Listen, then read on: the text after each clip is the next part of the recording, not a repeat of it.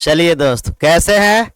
आशा ही नहीं पूर्ण उम्मीद है कि आप सभी के सभी स्वस्थ होंगे और बायोलॉजी का बेहतर तैयारी आप लोग कर रहे होंगे। हम लोग 5वां चैप्टर यानी जेनेटिक्स जो था वो ख़त्म कर चुके हैं और आज हम लोग शुरू कर रहे हैं एनसीईआरटी का 6ठा चैप्टर, जिसका नाम है मॉलिक्यूलर बेसिस ऑफ इनहेरिटेंस। क्या नाम है? Molecular basis of inheritance. और या इसी को हम लोग मॉलिक्यूलर बायोलॉजी भी कहते हैं। इसी के बारे में हम लोग बात करने वाले हैं। और इस चैप्टर में जो सबसे पहला टॉपिक का हम लोग बात करने वाले हैं वो न्यूक्लिक एसिड बात करेंगे। इसलिए आपने ये थंबनेल देखा होगा, न्यूक्लिक एसिड। ठीक है, लेकिन चलिए हम बात कर रहे हैं कि कौन सा चैप्टर आज हम लोग शुरू कर रहे हैं। एनसीईआरटी का 6ठा चैप्टर। चैप्टर का नाम क्या है? Molecular basis of inheritance. Chapter का नाम क्या है? Molecular basis of inheritance. Hindi में बात करें वंशागति का आणविक आधार। वंशागति का आणविक आधार, या इसी को शॉर्ट में हम लोग क्या बोलते हैं? Molecular biology. ठीक है, और हिंदी में क्या बोलेंगे? आणविक जीव विज्ञान। आणविक जीव विज्ञान। ठीक है, ये रहा हमारा चैप्टर का नाम। और यदि हम बात करें एग्जामिनेशन पॉइंट ऑफ व्यू से कि ये चैप्टर कितना महत्वपूर्ण है, तो हम आपको बता दें कि अभी के समय में मॉलिक्यूलर बेसिस पर ज़्यादा रिसर्च हो रहा है। ठीक है, आपने नाम सुना होगा डीएनए टेस्ट का, या डीएनए टेस्टिंग वर्ड नाम आपने सुना होगा, डीएनए फिंगरप्रिंटिंग। वो मॉलिक्यूलर बेसिस पर ही तो आधारित है। ठीक है, इसका मतलब है कि अभी के समय में इसका एप्लीकेशन ज़्यादा हो रहा है, ज़्यादा यूज़ किया जा रहा है और इसको जानना भी बहुत ज़रूरी है। एग्जामिनेशन पॉइंट ऑफ व्यू से बात करें तो आप क्वेश्चन बैंक उल्टा के देख लीजिए, कोई भी ऐसा ईयर नहीं है जिसमें इस चैप्टर से क्वेश्चन ना हुआ। निश्चित रूप से क्वेश्चन आएगा ही। 5 नंबर का भी क्वेश्चन रह सकता है, 2 नंबर का भी क्वेश्चन बनेगा, और ऑब्जेक्टिव की तो बात ही छोड़ दीजिए। नीट के लिए भी अगर बात करें तो ये बहुत बहुत बहुत महत्वपूर्ण चैप्टर है। इसीलिए आप इस 6ठे चैप्टर को बहुत बारीकी से समझने का कोशिश कीजिएगा, सही से पढ़ने का कोशिश कीजिएगा। एनसीईआरटी आप देखते चलेंगे साथ ही साथ। और एनसीईआरटी में जो क्रम है उस क्रम में हम नहीं यहाँ देखेंगे। हमारा जो यहाँ क्रम होगा वो थोड़ा सा चेंज रहेगा। हम आपको किस क्रम में पढ़ाएंगे वो अगले स्लाइड में हम बता देते हैं आपको। पहले आप इस चैप्टर का नाम लिखिए कॉपी में, और यदि आप चैनल पर नए हैं तो चैनल को लाइक, शेयर और सब्सक्राइब कीजिए। ज़्यादा से ज़्यादा लोगों तक इस ज्ञान को ज़रूर भेजिए, क्योंकि ये बहुत ही महत्वपूर्ण टॉपिक है, बहुत ही महत्वपूर्ण चैप्टर है। इसीलिए आप ज़्यादा से ज़्यादा लोगों तक इसे शेयर कीजिए ताकि उनके लिए भी बायोलॉजी अब आसान हो जाए। जल्दी से आप कॉपी में हेडिंग दीजिए तो molecular basis of inheritance. Hindi में क्या बोलते हैं? वंशागति का आणविक आधार, या मॉलिक्यूलर बायोलॉजी इसको कहते हैं। चलिए अब हम बात करने वाले हैं कि हम पढ़ेंगे क्या सब। हमने आपको पहले ही कहा था कि एनसीईआरटी में जिस क्रम में दिया हुआ है उस क्रम में हम नहीं बात करेंगे, थोड़ा सा सीक्वेंस चेंज होगा हमारा। ठीक है, सबसे पहला जो टॉपिक होगा हमारा,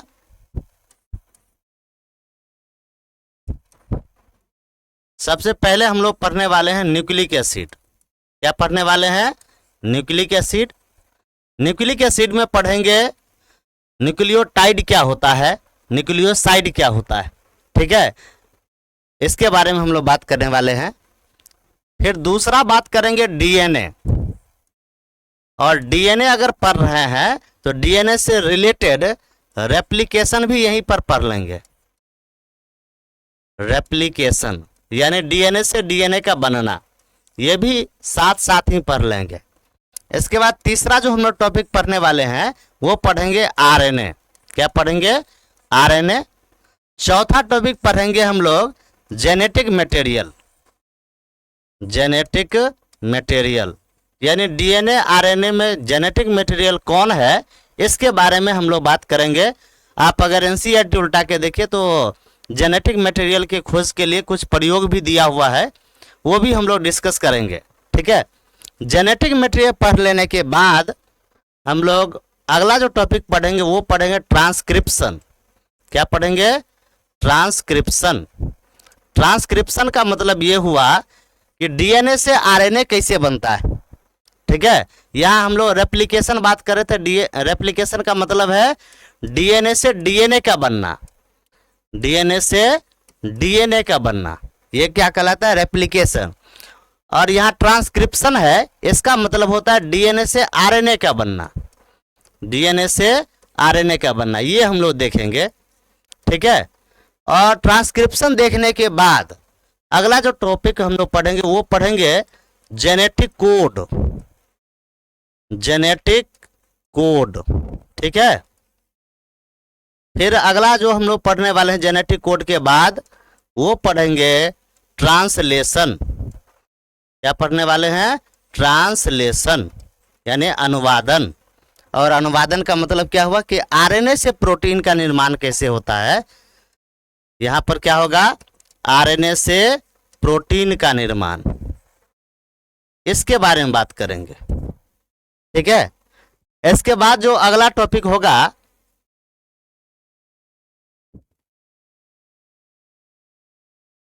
यहाँ अगला टॉपिक हम पेन चेंज करके लिख देते हैं, 7 के बाद 8।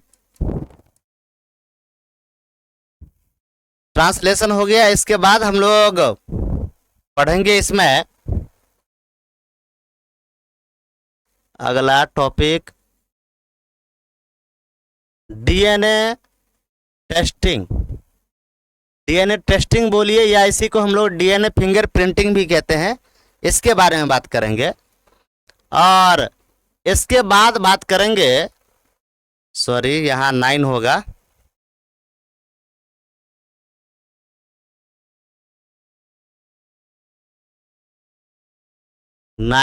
इस डीएनए टेस्टिंग के बाद हम लोग क्या बात करेंगे?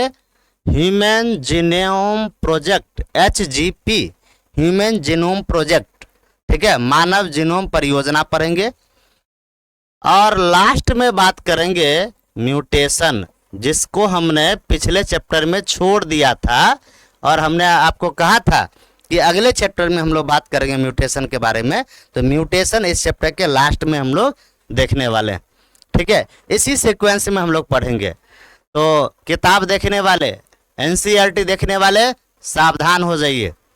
एनसीईआरटी में जो क्रम है उस क्रम में हम थोड़ा नहीं बात करने वाले हैं, क्रम हमारा ये रहेगा। अब आपके मन में ये भी क्वेश्चन आ सकता है, सर जी ऐसा क्यों? ये जो क्रम दिया हुआ है ये आपके लिए बेहतर होगा। एनसीईआरटी का जो क्रम है वो उसके लिए सही है जिसने पीछे का एनसीईआरटी पढ़ा हो, और मुझे पता है कि आप कितना पढ़ते हैं एनसीईआरटी, इसीलिए आपके लिए जो बेहतर होगा वो हम बता रहे हैं। ठीक है, तो ये तो टॉपिक का नाम हमने बता दिया है। इसी सीरीज में, इसी क्रम में हम लोग बात करने वाले हैं, पूरा चैप्टर डिस्कस करेंगे। और बस आपको एक काम करना है कि कंटिन्यूअसली ये लेक्चर देखना है, कॉपी में लिखना है और ज़्यादा से ज़्यादा लोगों तक शेयर करना है। ठीक है, जल्दी से आप इसका स्क्रीनशॉट ले लीजिए। इसको कॉपी में नहीं लिखिएगा, स्क्रीनशॉट केवल रखे रहिए ताकि आपको पता चलते रहेगा कि अब क्या पढ़ेंगे सर, अब क्या पढ़ेंगे। ठीक है, चलिए अब देखिए, आप अगर थंबनेल देखा होगा आपने तो वहाँ न्यूक्लिक एसिड हेडिंग दिया हुआ है, यानी सबसे पहले हम लोग क्या पढ़ने वाले हैं? Nucleic acid. न्यूक्लिक एसिड के बाद क्या पढ़ेंगे? डीएनए। और डीएनए के बाद क्या पढ़ेंगे? डीएनए से डीएनए का बनना यानी रेप्लिकेशन। फिर पढ़ेंगे आरएनए और इट्स टाइप, यानी आरएनए और इसके प्रकार के बारे में बात करेंगे।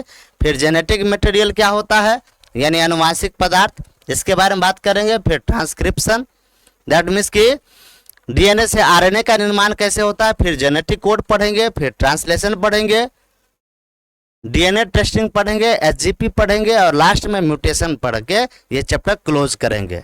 ठीक है, 5वां चैप्टर का भी आप तैयारी करते रहेंगे क्योंकि आने वाले समय में हम क्वेश्चन लेके भी आएंगे। क्वेश्चन का सॉल्यूशन भी आपको करना है, इसलिए 5वां चैप्टर पर भी आप ध्यान देते रहेंगे।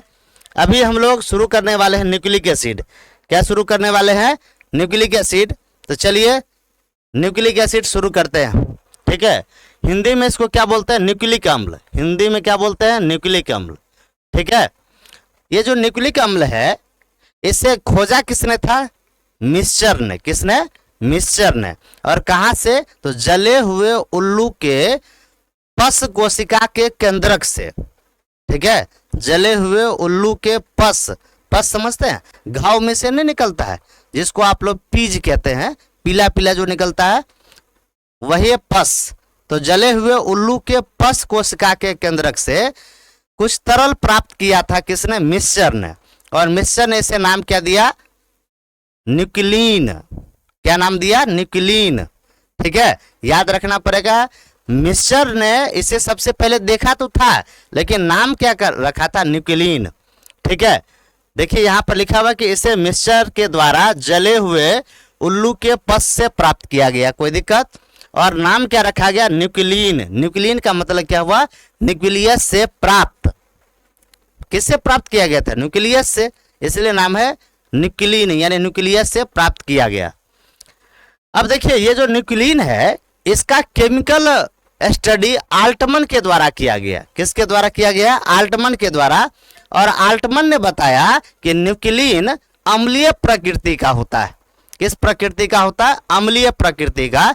इसीलिए आल्टमन ने इस न्यूक्लिन का नाम बदल के क्या रख दिया? Nucleic acid. क्या रखा? Nucleic acid. ठीक है, न्यूक्लिक एसिड नाम क्यों रखा गया? क्योंकि न्यूक्लिन किस प्रकृति का होता है? अम्लीय प्रकृति का। अम्लीय समझते हैं? अम्ल क्षार भस्म आपने पढ़ा होगा, एसिड बेस। तो एसिडिक नेचर का होता है कौन? न्यूक्लिन। इसीलिए आल्टमन ने इसका नाम क्या रखा? Nucleic acid. इसी के बारे में हम लोग बात करने वाले हैं। जल्दी से आप स्क्रीनशॉट लीजिए इसका। ये लिखना जरूरी है, ये जरूर लिखिएगा, केमिस्ट्री में भी काम आएगा। केमिस्ट्री में भी आप पढ़ेंगे बायोमोलिक्यूल्स, ऑर्गेनिक केमिस्ट्री में, तो वहां पर भी न्यूक्लिक एसिड पढ़ना है, इसीलिए ध्यान से देख लीजिए। चलिए स्क्रीनशॉट तो आपने ले ही लिया होगा। आगे हम लोग बात करते हैं, अगले स्लाइड की ओर बढ़ते हैं। अब देखिए न्यूक्लिक एसिड के बारे में बात कर रहे हैं। यहाँ टाइपिंग मिस्टेक है। न्यूक्लिक अम्ल जो है ये 3 रसायन से मिलकर बना हुआ है।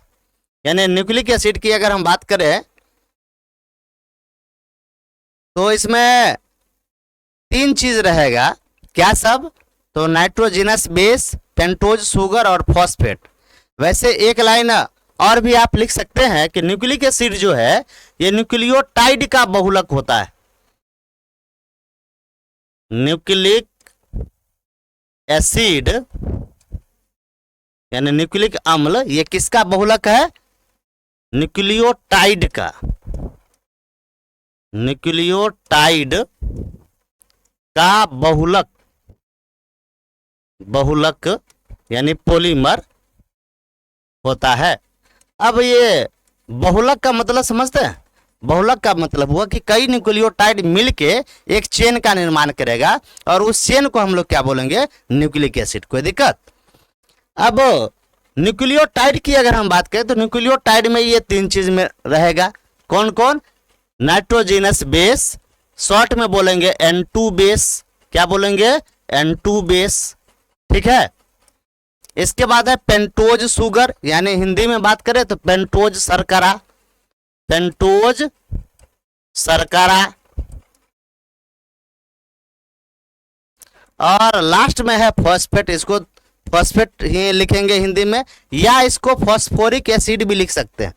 फॉस्फेट लिखिए चाहे फॉस्फोरिक एसिड लिखिए। ठीक है, तो न्यूक्लियोटाइड कितने चीज से बना हुआ है? 3 चीज से। कौन कौन? नाइट्रोजिनस बेस, पेंटोज शुगर और फॉस्फेट। ठीक है, और कई न्यूक्लियोटाइड को मिला के क्या बनता है? Nucleic acid. ठीक है, न्यूक्लिक एसिड हम लोग क्यों पढ़ रहे हैं? आपने नाम सुना होगा डीएनए और आरएनए का। डीएनए का पूरा नाम थोड़ा बताइए तो क्या होता है? Deoxy ribo nucleic acid. RNA का पूरा नाम क्या होता है? Ribo nucleic acid. देखिए दोनों जगह पर न्यूक्लिक एसिड आया है, यानी न्यूक्लिक एसिड क्या होता है ये समझना जरूरी है। इसके बाद ही हम लोग डीएनए और आरएनए के बारे में बात कर सकते हैं, इसलिए हमने पहले न्यूक्लिक एसिड बताया। ठीक है, तो जल्दी से आप इसका स्क्रीनशॉट लीजिए। तो यहाँ पर बताया गया कि न्यूक्लिक एसिड न्यूक्लियोटाइड का बहुलक है, और न्यूक्लियोटाइड जो है ये 3 चीज से मिलकर बना हुआ है, N2 बेस, पेंटोज, शुगर और फॉस्फेट। ठीक है, ये याद भी रखना पड़ेगा। आइए अगले स्लाइड की ओर बढ़ते हैं।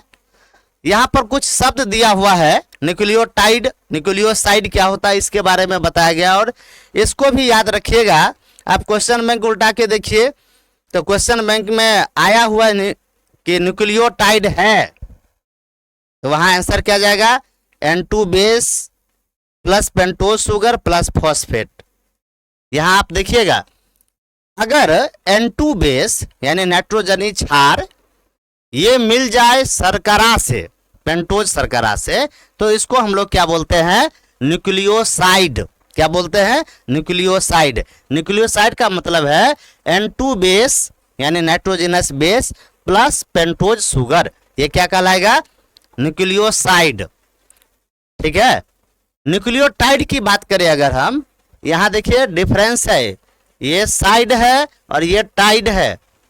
ठीक है, तो न्यूक्लियोटाइड कितने चीज से मिलकर बना हुआ है? 3 चीज। कौन कौन? N2 base plus pentose sugar plus phosphate. ठीक है, यानी याद रखना है कि साइड में, न्यूक्लियोसाइड में फॉस्फेट को साइड कर देना है। ठीक है, और टाइड में फॉस्फेट को जोड़ देना है। याद रहेगा, साइड में किसको साइड कर देंगे? फॉस्फेट को। आप फॉस्फेट को साइड कर दिए तो बचा कौन? N2 base plus pentose sugar. ठीक है, आपको लग रहा होगा सर जी आप केमिस्ट्री पढ़ा रहे हैं क्या? जी नहीं, हम केमिस्ट्री नहीं पढ़ा रहे हैं, हम आपको बायोलॉजी पढ़ा रहे हैं। बायोलॉजी में ये है। ठीक है, तो ये क्वेश्चन आया हुआ है, इसलिए इसको आप याद रखिएगा। अब देखिए न्यूक्लियोटाइड में हमने क्या लिखा है? Nitrogenous base plus pentose sugar plus phosphate. तो क्या हम न्यूक्लियोटाइड को ऐसे लिख सकते हैं कि न्यूक्लियोसाइड प्लस फॉस्फेट? अरे न्यूक्लियोसाइड का मतलब क्या है? N2 base plus pentose sugar, इस दोनों को मिला के बना हुआ न्यूक्लियोसाइड। इस न्यूक्लियोसाइड में हमने जोड़ दिया फॉस्फेट, तो क्या बन जाएगा? न्यूक्लियोटाइड। ठीक है, तो वही बात यहां लिखा हुआ, न्यूक्लियोसाइड प्लस फॉस्फेट बराबर क्या होगा? न्यूक्लियोटाइड। और न्यूक्लियोटाइड में से अगर फॉस्फेट हटा दिए तो क्या बच जाएगा? न्यूक्लियोसाइड। आगे देखिए लिखा हुआ है, nucleotide minus phosphate equal to nucleoside. कोई दिक्कत? यहां इक्वल टू है,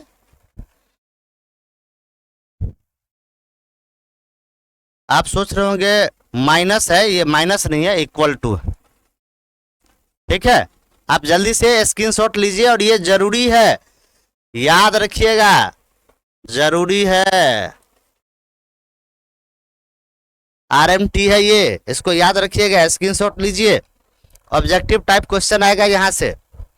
न्यूक्लियोसाइड क्या है, न्यूक्लियोटाइड क्या है, इससे क्वेश्चन रहता है।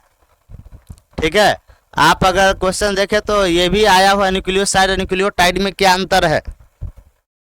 आइए आगे हम लोग बात करते हैं। अभी आप देख रहे हैं कि न्यूक्लियोसाइड हो या न्यूक्लियोटाइड हो, यहाँ पर हमने 3 वर्ड जिक्र किया है। N2 बेस यानी नाइट्रोजनस बेस, इसके बाद पेंटोज शुगर, और इसके बाद फॉस्फेट। ये तीनों क्या होता है इसके बारे में बात करेंगे हम एक एक करके, और फिर ये भी हम आपको बताने का कोशिश करेंगे कि N2 बेस से पेंटोज शुगर कैसे जुड़ता है, और पेंटोज शुगर से फिर फॉस्फेट कैसे जुड़ता है।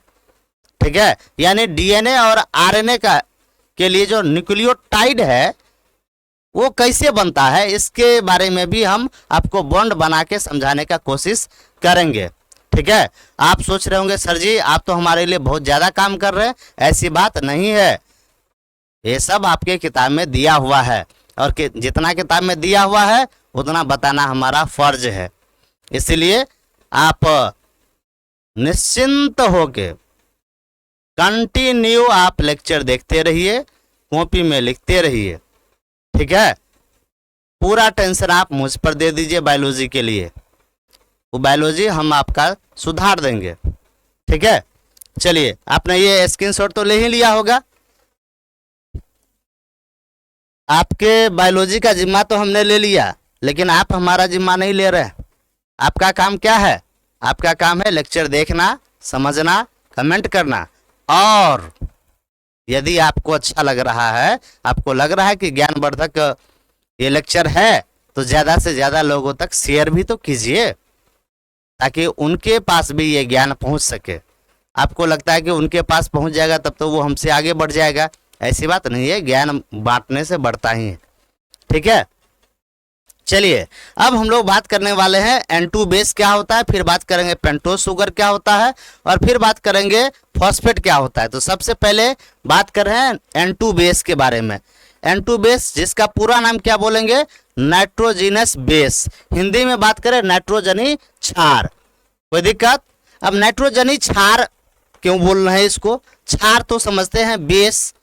ठीक है, बेस मतलब यहाँ आधार नहीं है, और एगो और होता है कि बेबी को बेस पसंद है, वो वाला बेस भी नहीं है। यहाँ क्या है? क्षार है। अम्ल, क्षार और भस्म आपने पढ़ा होगा केमिस्ट्री में, हम उस क्षार की बात कर रहे हैं। ठीक है, तो क्षार तो सही है, इसमें नाइट्रोजनी वर्ड क्यों दिया गया? नाइट्रोजनी वर्ड इसलिए दिया गया क्योंकि इस क्षार में नाइट्रोजन उपस्थित है। क्या उपस्थित है? नाइट्रोजन, इसलिए नाम है नाइट्रोजनी क्षार। अब आप कह रहे होंगे सर जी बोर्ड पर तो क्षारक लिखा हुआ है। जी, बात एक ही है, कोई दिक्कत वाली बात नहीं है इसमें। देखिए यहाँ लिखा हुआ कि इसमें नाइट्रोजन उपस्थित होता है, और नाइट्रोजन की उपस्थिति के कारण ही इसका नाम क्या दिया गया है? Nitrogenous base, N2 base. कोई दिक्कत? इसको शॉर्ट में क्या कैसे लिखते हैं? ऐसे, N2 बेस। ठीक है, अब देखो N2 बेस जो है ये दो तरह का होता है। कितने तरह का? दो तरह का। पहला जो है उसका नाम है पायरिमिडीन बेस। क्या नाम है? Pyrimidine base. और दूसरा है प्यूरिन बेस। पहला का नाम क्या है? पायरिमिडीन बेस, और दूसरे का नाम क्या है? Purine base. ठीक है, तो यहाँ लिखा गया यह दो प्रकार का होता है। पहला पायरिमिडीन बेस, क्या पढ़ेंगे? Pyrimidine base. सर हिंदी में क्या बोलते हैं? वो यही पायरिमिडीन बेस। कोई दिक्कत वाली बात नहीं है, हिंदी इंग्लिश सेम रहेगा। पायरिमिडीन बेस अब किसको कहेंगे? तो देखिए ये जो बेस है पायरिमिडीन बेस, ये 6 सदस्य वाले एक रिंग से बना हुआ होगा। कितने सदस्य वाले? 6 सदस्य वाले एक रिंग से बना हुआ होगा। अब आप सोच रहे होंगे सर जी उस रिंग का नाम क्या है? रिंग का नाम है पायरिमिडीन रिंग। क्या नाम है? Pyrimidine ring. ठीक है, तो यहाँ देखिए लिखा हुआ है 6 सदस्य वाले। अब 6 सदस्य में कौन कौन मेंबर होगा? इसमें 2 गो नाइट्रोजन होगा और 4 गो कार्बन होगा। नाइट्रोजन कितना? 2, और कार्बन कितना है? 4। यहाँ 2n का मतलब डिप्लॉयड नहीं समझिएगा। ठीक है, यहाँ 2n का मतलब क्या है? 2 नाइट्रोजन है और 4 कार्बन है। टोटल मिला के 6 मेंबर हो गया। और इस रिंग का नाम क्या दिया गया है? Pyrimidine ring. हिंदी में बोलेंगे पायरिमिडीन वलय। हिंदी में क्या बोलेंगे? पायरिमिडीन वलय। रिंग को हिंदी में रिंग को हिंदी में क्या बोलते हैं? वलय। तो पूरा नाम क्या हो जाएगा? पायरिमिडीन वलय। ठीक है, तो याद रखेंगे पायरिमिडीन बेस जो होगा वो एक 6 सदस्य वाले रिंग से बना हुआ होगा। उस रिंग का नाम क्या है? Pyrimidine ring. इस 6 सदस्य में कौन कौन होगा? तो 2 नाइट्रोजन होगा और 4 कार्बन होगा। कोई दिक्कत? अब इसके उदाहरण कितने हैं? तो उदाहरण है 3। उदाहरण भूल मत जाना रे, उदाहरण नहीं भूलना है। ठीक है, उदाहरण से भी क्वेश्चन आता है कि इनमें से कौन पायरिमिडीन बेस है, इनमें से कौन प्यूरिन बेस है। आप अगर क्वेश्चन बैंक उल्टा के देखिए तो वहां मिलेगा क्वेश्चन। तो उदाहरण 3 है इसका। कौन कौन? Cytosine, uracil, thymine. ठीक है, इसको शॉर्ट में हम याद रखेंगे CUT। कट, कट मिस काट देंगे। अरे कट मिस क्या होता है? काटना।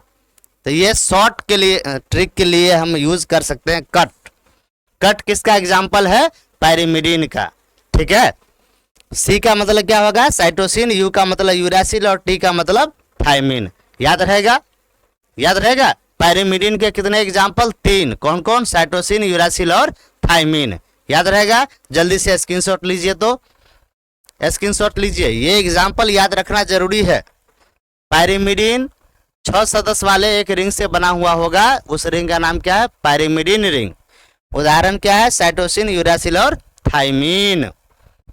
चलिए अब अगले स्लाइड में हम इस तीनों का स्ट्रक्चर भी आपको दिखा देते हैं। स्ट्रक्चर कैसा है वो भी देख लीजिए।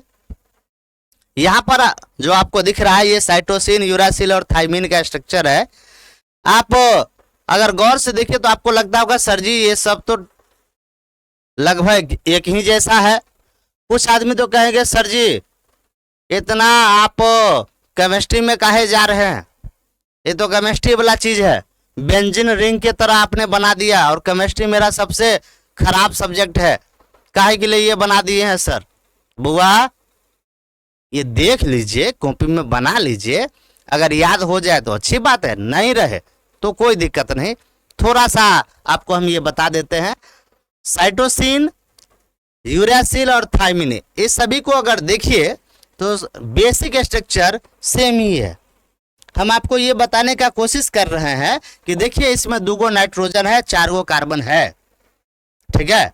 आप इस रिंग को अगर देखें, रिंग को, तो इस रिंग में 2 नाइट्रोजन, एक यहां है, 2, 3, 4, 5, 6, ये जो आप देख रहे हैं ये फंक्शनल ग्रुप है, ठीक है। तो 6 मेंबर का ये रिंग है और इसमें 2 नाइट्रोजन है रिंग में, ये फंक्शनल ग्रुप है इसलिए इसको इंक्लूड नहीं करेंगे, ठीक है। 2 रिंग में नाइट्रोजन है और 4 कौन है? कार्बन है। ठीक उसी तरह से यहाँ पर भी वही है, यहाँ पर भी क्या है? वही है, ठीक है। यहाँ पर भी आप देखिए तो रिंग में 2 नाइट्रोजन है, ठीक है, और इधर जो आप देख रहे हैं ये फंक्शनल ग्रुप है, यहाँ भी आप देखिए तो रिंग में 2 ही है ना, और 4 कार्बन दिया हुआ है। याद रहेगा, याद रखने के लिए आप क्या करेंगे? साइटोसिन में याद रखिए फंक्शनल ग्रुप में के रूप में यहाँ क्या है? NH2।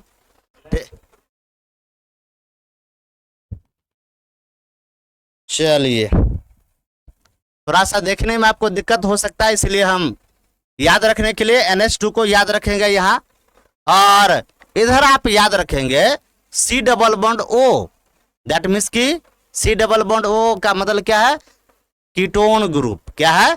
कीटोन ग्रुप, इसको याद रखेंगे। और इधर आप देखिए CH3 है, और CH3 का मतलब क्या है? मिथाइल, यही ना होता है। देखो भाई केमिस्ट्री मुझे नहीं आता है ज़्यादा, बस केमिस्ट्री का थोड़ा बहुत ज्ञान है, अगर हम गलती बोल दे तो ज़्यादा दिल पर मत लीजिएगा। ये मिथाइल है तो याद रखना कि थाइमीन में फंक्शनल ग्रुप के रूप में क्या मिलेगा? मिथाइल। यूरिडीन में क्या होगा? कीटोन। और साइटोसिन में कौन होगा? NH2 यानी अमीनो ग्रुप होगा, ठीक है। ये याद रहेगा। सर जी क्या लिख के इसको याद करना पड़ेगा? नहीं भाई, इतना पसीना बहाने की आवश्यकता नहीं है, अपने को बस इतना पता होना चाहिए कि साइटोसिन, यूरासिल, थाइमीन ये पायरिमिडीन बेस है, इतना याद है, दैट्स इट। स्ट्रक्चर बना लेंगे जरूर, ज़्यादा इस पर ध्यान नहीं देना है, ठीक है। जल्दी से स्क्रीनशॉट लीजिए। तो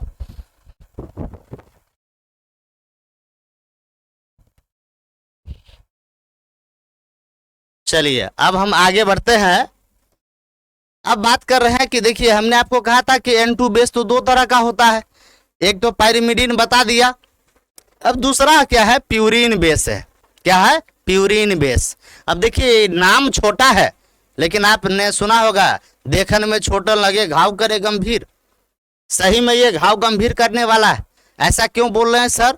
क्योंकि नाम ना इसका छोटा है, संरचना इसका बहुत जटिल है, ठीक है। आपको विश्वास नहीं हो रहा होगा हमारी बातों पर, आगे आप देख लीजिएगा खुद। देखिए प्यूरिन बेस जो होता है ये 2 तरह के रिंग से मिलके बना हुआ होगा।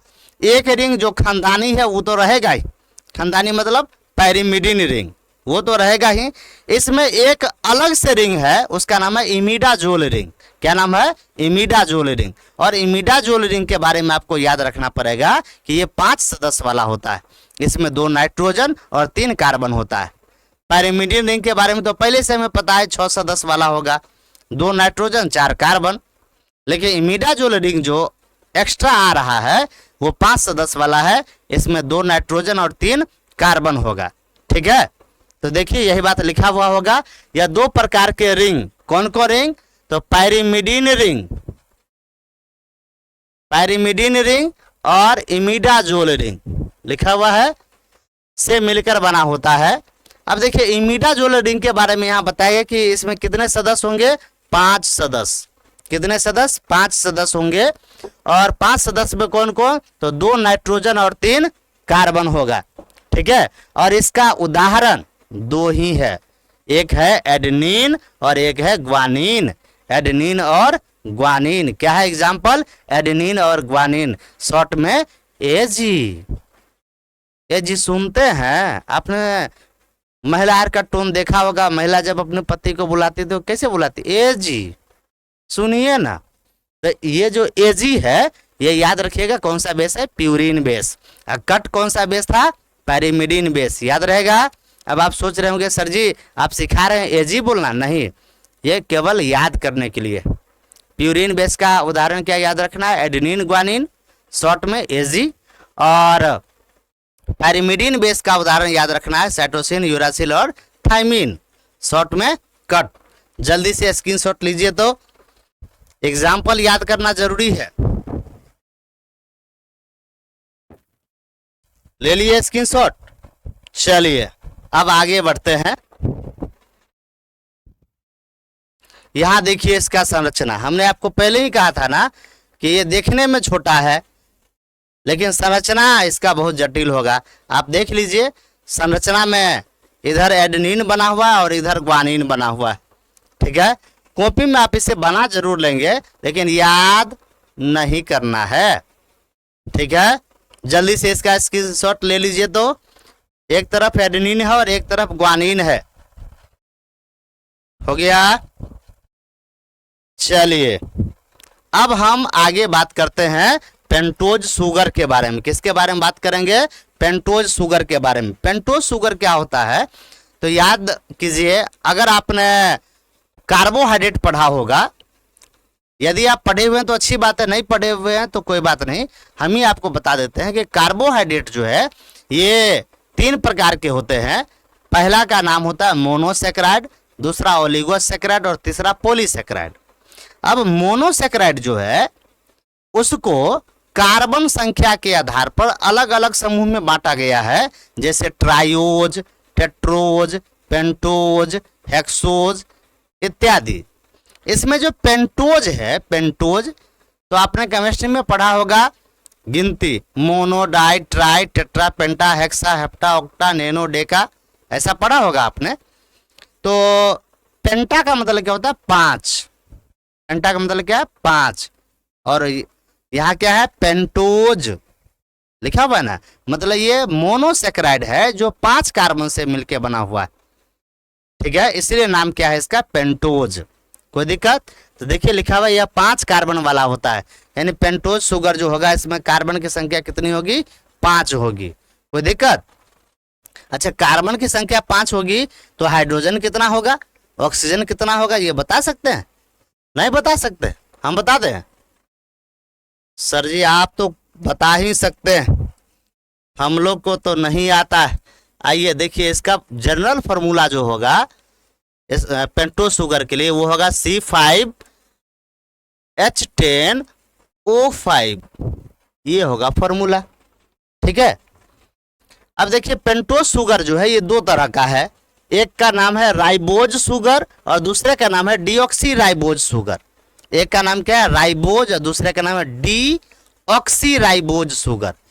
यहाँ देखिए दोनों में राइबोज राइबोज है, लेकिन इसके पीछे वर्ड लग गया डीऑक्सी। डी का मतलब होता है हटाना, किसको हटाइए, तो ऑक्सीजन को हटाइए। कहाँ से हटाइए, तो राइबोज में से हटाइए, तो क्या बन जाएगा, deoxy ribose sugar. Deoxy ribose sugar जो है इसके लिए फॉर्मूला बदल जाएगा, यहाँ क्या होगा C5H10O4, एक ऑक्सीजन की कमी होती है। राइबोज जो है इसके लिए फॉर्मूला होगा C5H10O5, लेकिन डीऑक्सीराइबोज के लिए क्या होगा, C5H10O4। ठीक है, अब यहाँ पर संरचना देखिए आप लोग, संरचना यहाँ पर दिया गया है राइबोज शुगर का और डीऑक्सीराइबोज शुगर का, और आप देखिए तो यहाँ पर अलग अलग कलर दिया गया है ताकि आपको ध्यान इसी पर केवल जाए। दूसरा नंबर वाला जो कार्बन है, दूसरा नंबर वाला डीऑक्सीराइबोज का भी दूसरा नंबर वाला कार्बन देखिए और राइबोज का भी दूसरा नंबर वाला कार्बन देखिए, तो यहाँ OH उपस्थित है, लेकिन यहाँ देखिए केवल और केवल H उपस्थित है, O यहाँ से गायब है। इसीलिए ये कौन सा शुगर है, डीऑक्सीराइबोज शुगर, और ये कौन सा है, राइबोज शुगर। ठीक है, और जानते हैं आपको हम एक बात बता दें कि शुगर के आधार पर न्यूक्लिक एसिड दो तरह के हैं, एक का नाम होता है डीएनए और एक का नाम होता है आरएनए। आप जो डीएनए और आरएनए पढ़ रहे हैं ये नाम किसके आधार पर है, शुगर के आधार पर। ठीक है, यानी डीएनए में डीऑक्सीराइबोज शुगर होगा जबकि आरएनए में राइबोज शुगर होगा। ठीक है, यानी शुगर के आधार पर न्यूक्लिक एसिड कितने तरह के हो गए, दो तरह के। कौन कौन, एक होगा डीएनए और एक होगा आरएनए। ठीक है, तो हम यहाँ अलग से लिख देते हैं,